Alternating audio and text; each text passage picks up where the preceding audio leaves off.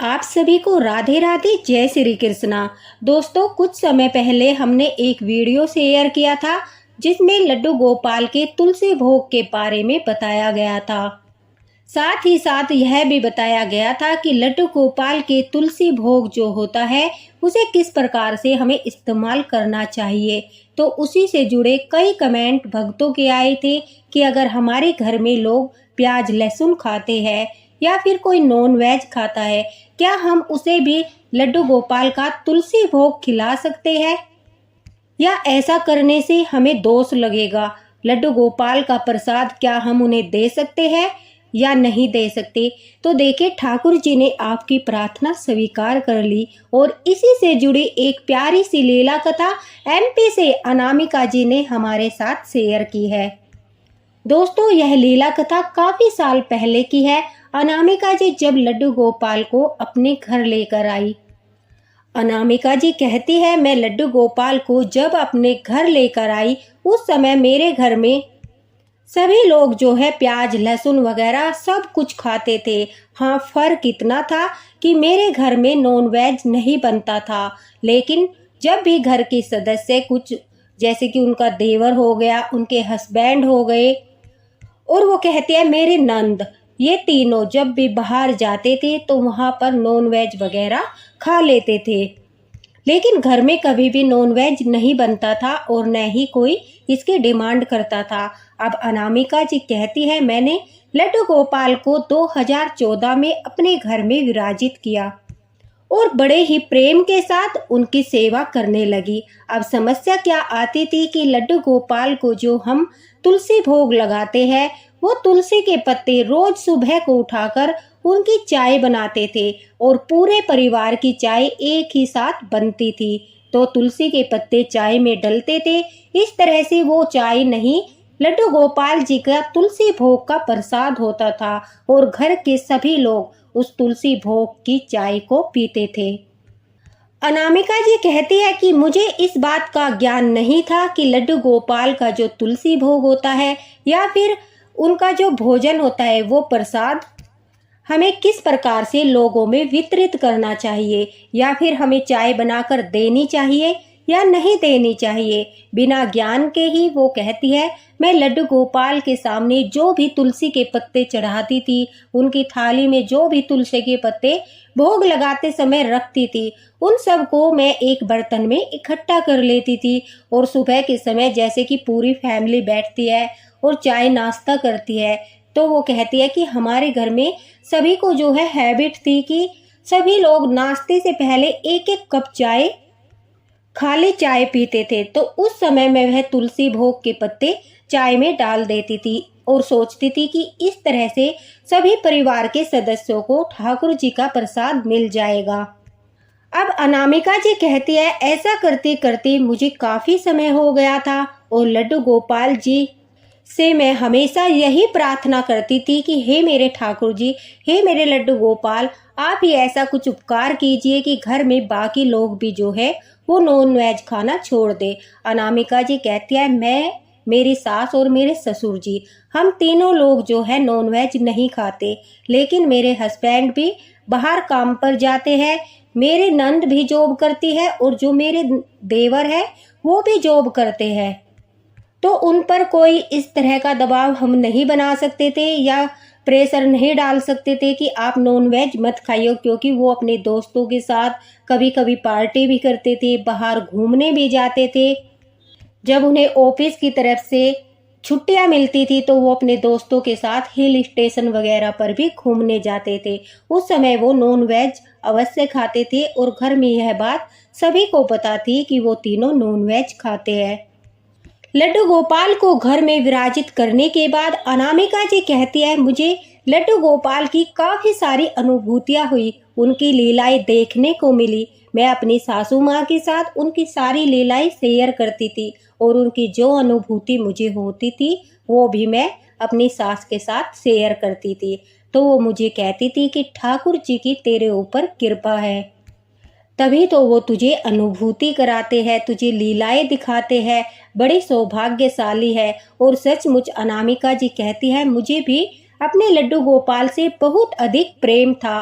लेकिन एक दिन मेरी नंद के कुछ फ्रेंड घर पर आने वाले थे। दरअसल मेरी नंद का बर्थडे था। उस दिन उन्होंने यह डिमांड मेरे सामने की कि भाभी, आज मैं बाहर से कुछ नॉन वेज ऑर्डर करना चाहती हूँ ताकि मेरे दोस्तों को बुरा ना लगे, क्योंकि जो भी पार्टी करते हैं वो सभी तरह का भोजन कराते हैं।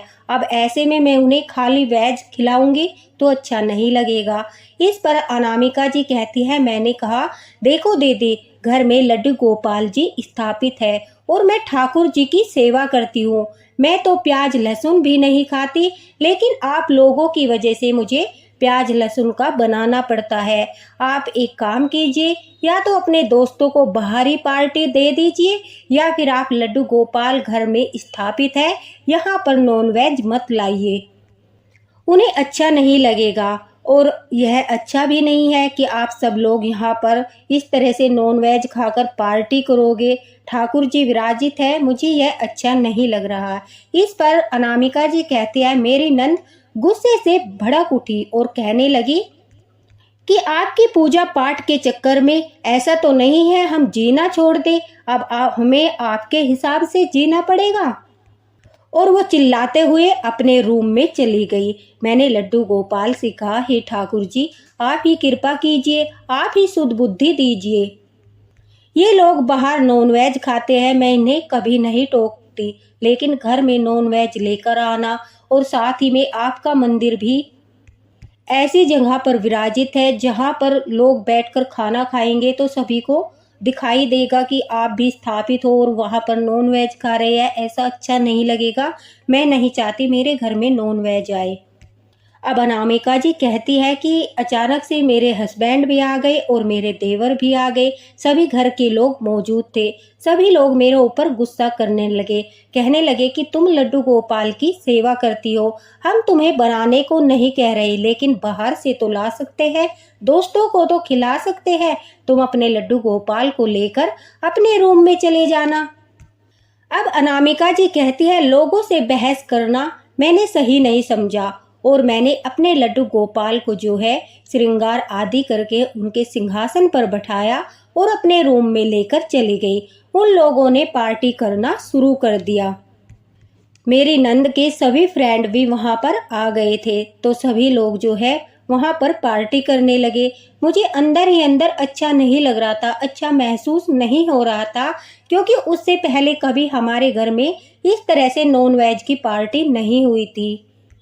मैंने अपने ठाकुर जी की तरफ देखा, लड्डू गोपाल की तरफ देखा और उनसे कहा कि ठाकुर जी, आप तो लीलाधर है, कुछ ऐसा करिए कि मेरे घर में जो है इन सब चीज़ों का इस्तेमाल ही बंद हो जाए। पार्टी खत्म होने के बाद सभी जो फ्रेंड थे मेरी नंद के, वो सब अपने अपने घर चले गए और हमारे घर के सभी सदस्य भी आराम करने के लिए चले गए। अनामिका जी कहती है, मैंने पूरे घर को अच्छी तरह से झाड़ू पोछा करके साफ सफाई करके गंगा जल छिड़का और फिर अपने ठाकुर जी को उनके मंदिर में विराजित किया। नहा धोकर लड्डू गोपाल को भी मैंने स्नान कराया और उन्हें भी सुलाकर मैं भी आराम करने के लिए चली गई। रात के करीब 12 बजे अचानक से मेरे नंद के चीखने की आवाज आई। सभी लोग घबराकर उनके रूम में गए। अनामिका जी कहती है, वो काफी घबराई हुई थी, उनके शरीर पर पूरा पसीना ही पसीना था। सभी लोगों ने उन्हें पानी पिलाया और पूछा, क्या बात हुई, तुम इतना घबरा क्यों रही हो? अचानक से उन्होंने एक ऐसी बात बताई जिसे सुनकर सभी हैरान हो गए। वह कहने लगी, जब भी मैं आंखें बंद करती हूँ एक विकराल रूप धारण किए हुए, मुझे समझ नहीं आ रहा वो कौन है, लेकिन वह पूरी तरह से मुझे मारता है और वह इतना मारता है, मुझे इतना मारता है कि मारते मारते मुझे अधमरा कर देता है। उसी घबराहट में मेरी आंखें खुल गई। जब मेरी आंखें खुली तो मुझे सांस लेने में भी परेशानी हो रही थी। अनामिका जी कहती है कि मेरे होठों पर धीमी धीमी मुस्कान आ रही थी।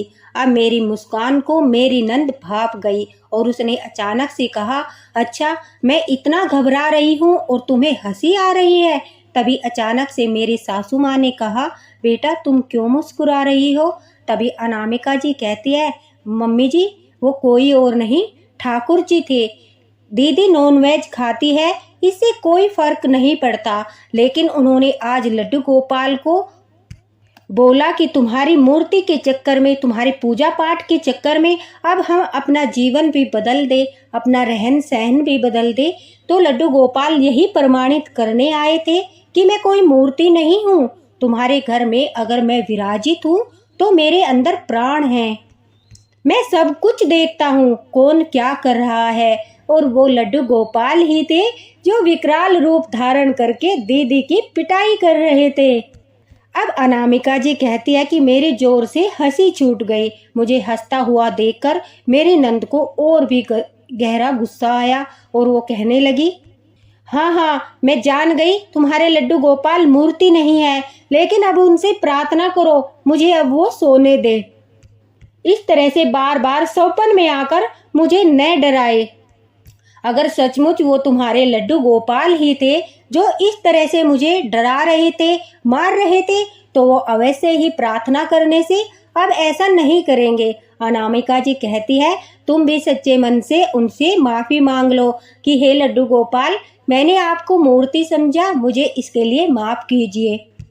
अनामिका जी कहती है, मेरी नंद ने भी घबराते हुए, क्योंकि वो सौपन से काफी डरी हुई थी, लड्डू गोपाल से माफी मांगी कि मुझे माफ कर दीजिए। हाँ मैं जान गई हूँ आप एक मूर्ति नहीं हो, आप पूर्ण रूप से हमारे घर में विराजित हो। उसके बाद वो आराम से सो गई। सुबह उठने के बाद अनामिका जी कहती है, मैंने अपनी नंद में बहुत सारा चेंज देखा। आज जब मैं पूजा करके पूजा घर से निकली तो मेरी नंद को मैंने लड्डू गोपाल के सामने प्रणाम करते हुए देखा, जो कभी भी उन्हें प्रणाम नहीं करती थी। मुझे मन ही मन बड़ी खुशी हुई कि एक ही रात में लड्डू गोपाल ने इतनी बड़ी लीला रची थी। अब अनामिका जी कहती है, रोज की तरह मैंने लड्डू गोपाल के जो तुलसी दल है उनसे चाय बनाकर घर के सभी सदस्यों में वितरित की। सभी ने चाय पीना शुरू कर दिया। तो अचानक से मेरी नंद ने कहा कि भाभी, क्या सचमुच लड्डू गोपाल अनुभूति करा रहे थे? क्या सचमुच लड्डू गोपाल ने मुझे दर्शन दिए? मैं तो नॉन वेज खाती हूँ, भले ही वो मुझे सौपन में मार रहे थे, लेकिन अनुभूति तो कराई ना। अब मैं मान गई हूँ कि लड्डू गोपाल जो है, ये ठाकुर जी जो है, ये एक मूर्ति नहीं है। मेरे नंद के मन में मैंने श्रद्धा भाव देखा, लड्डू गोपाल के प्रति प्रेम देखा और मुझे अंदर ही अंदर बड़ी खुशी हो रही थी। मेरे नंद की बातों को सुनकर मेरे हस्बैंड और मेरे देवर के मन में भी काफी बातें चल रही थी। उन्होंने भी लड्डू गोपाल के अस्तित्व को स्वीकार किया, उनके विराजमान होने को स्वीकार किया और कहा कि तुम सही कहती हो, लड्डू गोपाल ने काफी बार सौपन में हमें भी इसी तरह से अनुभूति कराई है, लेकिन हम समझ नहीं पाते थे। आज जब हमने छोटी की बातें सुनी तो हमें लग रहा है कि हमारे सौपन में आकर हमारे साथ जो शैतानियां करते हैं वो तुम्हारे लड्डू गोपाल ही है।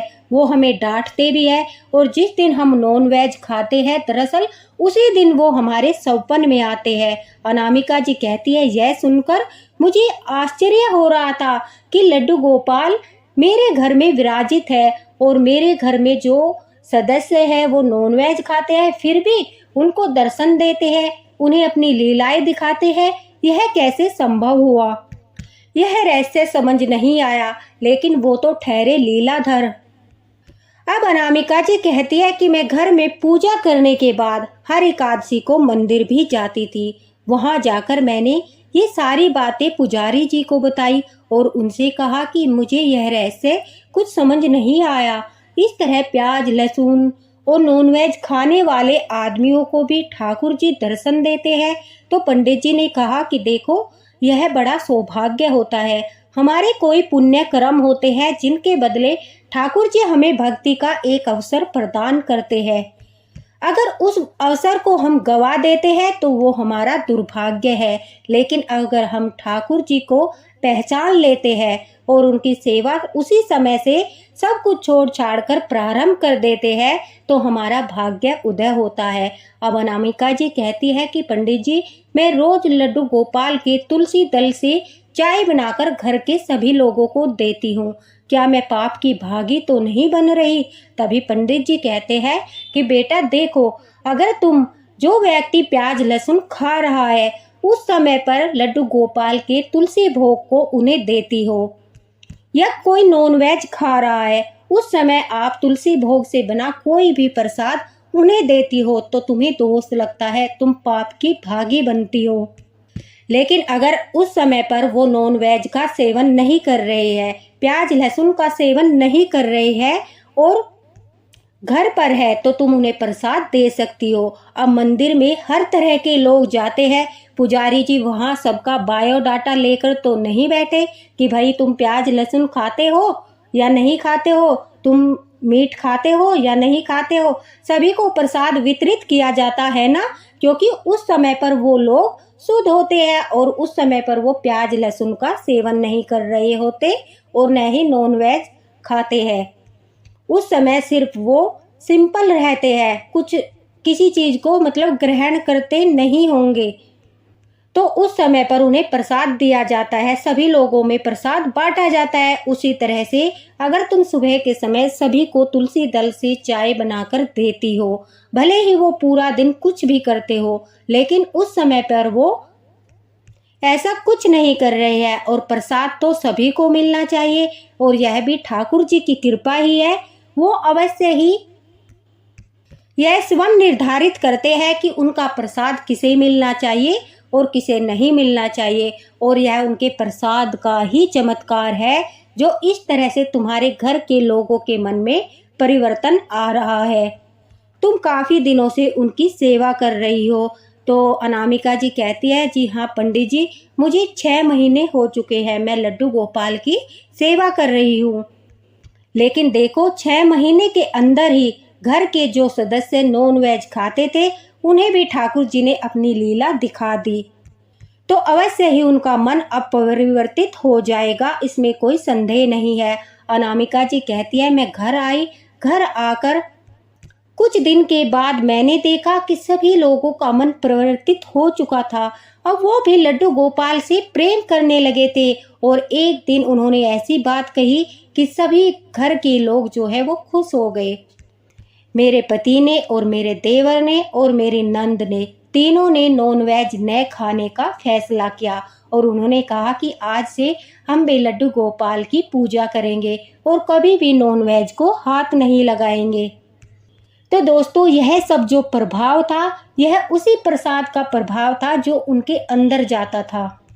जो अनामिका जी सुबह सुबह उन्हें चाय बनाकर देती थी, उसी प्रसाद के कारण उनका मन परिवर्तित होने लगा, ठाकुर जी की कृपा होने लगी। कहते हैं ना, जैसा हम भोजन करते हैं ऐसा ही हमारा मन होता है, और वो रोज रोज नॉनवेज नहीं खाते थे, इसलिए अनामिका जी उन्हें चाय बनाकर देती थी। लेकिन ठाकुर जी के प्रसाद का रोज रोज सेवन करने से देखो उनकी बुद्धि भी परिवर्तित होने लगी। परिवर्तित होते होते इतनी परिवर्तित हो गई कि वो लोग भी लड्डू गोपाल के भक्त बन गए। कहते हैं, अगर किसी तरह से लड्डू गोपाल घर में आ जाते हैं और घर के सदस्य नॉनवेज खाते हैं, तो धीरे धीरे ऐसे कारण बनने लगते हैं कि वो स्वयं ही नॉनवेज खाना छोड़ देते हैं। बस श्रद्धा भाव से, प्रेम से, समर्पण भाव से आप सेवा करते रहिए।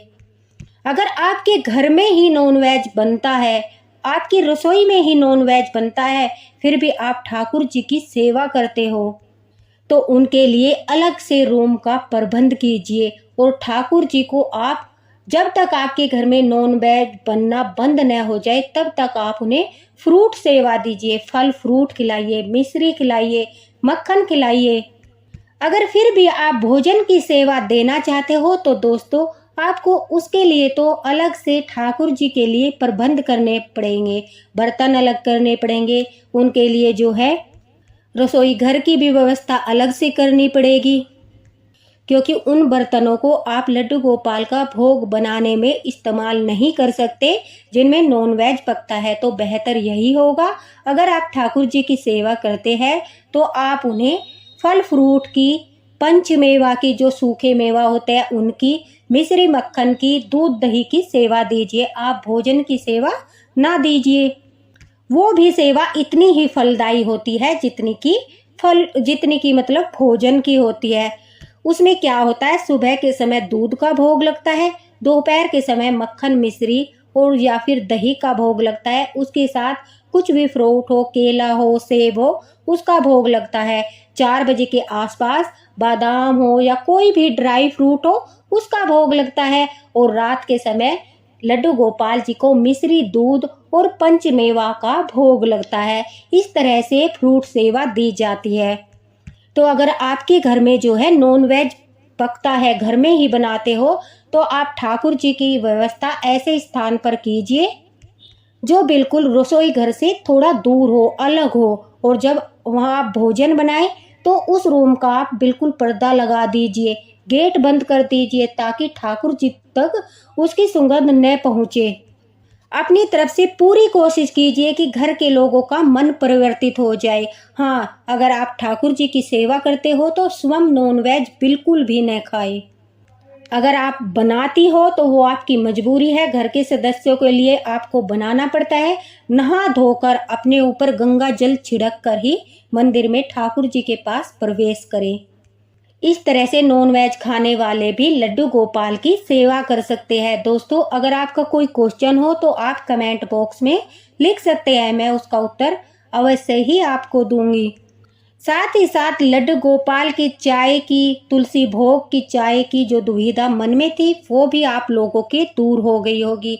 अगर आप ऐसे लोगों को प्रसाद देना चाहते हैं जो नॉनवेज खाते हैं या फिर दिन भर प्याज लहसुन से खाना खाते हैं, तो उन लोगों को ऐसे समय पर आप प्रसाद दे सकते हो जब उस समय पर वो उन चीज़ों का सेवन न कर रहे हो। उस समय प्रसाद देने से ठाकुर जी कोई दोष नहीं लगाएंगे। साथ ही साथ हो सकता है ठाकुर जी की कृपा उन पर हो जाए, उनका मन परिवर्तित हो जाए, स्वयं ही वो इन चीज़ों का त्याग कर दे। और कहते हैं जिस घर में लड्डू गोपाल जाते हैं, धीरे धीरे वो कृपा अवश्य करते हैं। नॉनवेज, प्याज लहसुन, शराब, ये सब चीज़ें धीरे धीरे व्यक्ति की स्वयं ही छूटने लगती है। उनके अंदर श्रद्धा भाव आने लगता है और ठाकुर जी के प्रति प्रेम आने लगता है। वैसे जो प्याज लहसुन है वो नॉनवेज नहीं है, वो तामसिक भोजन में आता है, इसलिए उससे दुर्गंध आती है, इसलिए भक्त उसे नहीं खाते। जो लड्डू गोपाल की सेवा करते हैं वो भी तामसिक भोजन का जो प्रयोग है वो कम से कम करते हैं। और लड्डू गोपाल को तो आप जानते ही हो, बिल्कुल सात्विक भोजन का भोग लगाया जाता है। तो इस लीला कथा को ज़्यादा से ज़्यादा शेयर करना, ताकि सभी की समस्या का हल उन्हें मिल सके और ठाकुर जी की कृपा प्राप्त हो सके। दोस्तों, इसी के साथ राधे राधे, हरे कृष्णा। वीडियो को लाइक अवश्य करना। मिलते हैं अगले वीडियो में लड्डू गोपाल की प्यारी सी लीला कथा के साथ। अनामिका जी का बहुत बहुत धन्यवाद इतनी प्यारी लीला कथा हमारे साथ शेयर करने के लिए। और लड्डू गोपाल जी ने भी भक्तों का मार्गदर्शन किया। इसी के साथ साथ राधे राधे।